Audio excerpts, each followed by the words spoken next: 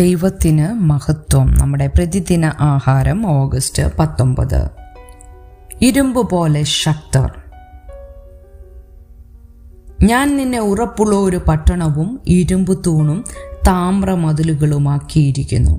യിരെമ്യാ പ്രവാചകന്റെ പുസ്തകം 1-ാം അധ്യായം 18-ാം വാക്യം. ഇരുമ്പുടുപ്പുള്ള വണ്ടുകൾ ശത്രുക്കളിൽ നിന്ന് അവയെ സംരക്ഷിക്കുന്ന കടുപ്പമുള്ള പുറന്തോട് നിമിത്തം പേരുകേട്ടതാണ്. എന്നിരുന്നാലും ഒരു പ്രത്യേക ഇനത്തിന് സമ്മർദ്ദത്തെ താങ്ങുവാനുള്ള അസാധാരണമായ ശക്തിയുണ്ട്. പ്രാണിയുടെ കഠിനമായ പുറന്തോട് ശരീരത്തിൽ ഒരുമിച്ചു ചേരുന്ന വിള്ളലുകളേക്കാൾ നീണ്ടുകിടക്കുന്നു. അതിൻ്റെ പരന്ന പുറവും ശ്രദ്ധയാകർഷിക്കാത്ത നിർമ്മിതിയും ചതവുകളെ പ്രതിരോധിക്കാൻ സഹായിക്കുന്നു. ശരീരഭാരത്തിൻ്റെ ഏകദേശം 40,000 മടങ്ങ് സമ്മർദ്ദശക്തിയെ അതിജീവിക്കാൻ ഇതിന് കഴിയുമെന്ന് ശാസ്ത്രീയ പരിശോധനകൾ കാണിക്കുന്നു. ദൈവം ഈ പ്രാണിയെ കൂടുതൽ കഠിനമാക്കിയതുപോലെ ദൈവം യിരെമ്യാവിനും പ്രതിരോധ ശേഷി നൽകി. ഇസ്രായേലിന് ഇഷ്ടപ്പെടാത്ത സന്ദേശങ്ങൾ നൽകുമ്പോൾ പ്രവാചകന് കടുത്ത സമ്മർദ്ദം നേരിടേണ്ടി വരും. അതിനാൽ ദൈവം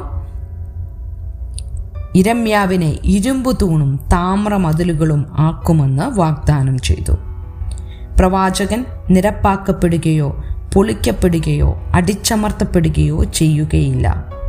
ദൈവത്തിൻ്റെ സാന്നിധ്യവും രക്ഷാശക്തിയും നിമിത്തം യിരെമ്യാവിൻ്റെ വാക്കുകൾ ശക്തമായി നിലകൊള്ളും. ജീവിതത്തിലുടനീളം യിരെമ്യാവിനെ തെറ്റായി കുറ്റമാരോപിക്കുകയും അറസ്റ്റ് ചെയ്യുകയും വിചാരണ ചെയ്യുകയും മർദ്ദിക്കുകയും തടവിലിടുകയും കിണറ്റിലേക്ക് വലിച്ചെറിയുകയും ചെയ്തു. എന്നിട്ടും അവൻ അതിജീവിച്ചു. ആന്തരിക പോരാട്ടങ്ങളുടെ ഭാരമുണ്ടായിട്ടും യിരെമ്യാവ് ഉറച്ചു നിന്നു. സംശയവും സങ്കടവും അവനെ അലട്ടി. നിരന്തരമായ തിരസ്കരണവും ബാബിലോണിയൻ അധിനിവേശത്തെക്കുറിച്ചുള്ള ഭയവും അവനെ മാനസികമായി സമ്മർദ്ദം കൂട്ടി.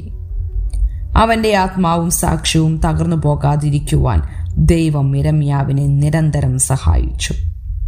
ദൈവം നമുക്ക് നൽകിയ ദൗത്യം ഉപേക്ഷിക്കാനോ അല്ലെങ്കിൽ വിശ്വാസപൂരിതമായ ജീവിതത്തിൽ നിന്ന് പിന്മാറാനോ തോന്നുമ്പോൾ യിരെമ്യാവിൻ്റെ ദൈവമാണ് നമ്മുടെ ദൈവമെന്ന് നമുക്ക് ഓർക്കാം.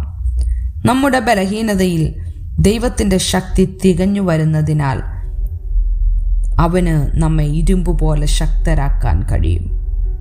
ചിന്തിക്കുക, ഏതു സാഹചര്യങ്ങളാണ് നിങ്ങളെ തകർക്കുമെന്ന് ഭീഷണിപ്പെടുത്തുന്നത്?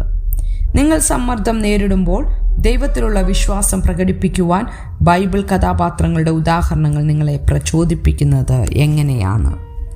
ദൈവത്തിന് മഹത്വം.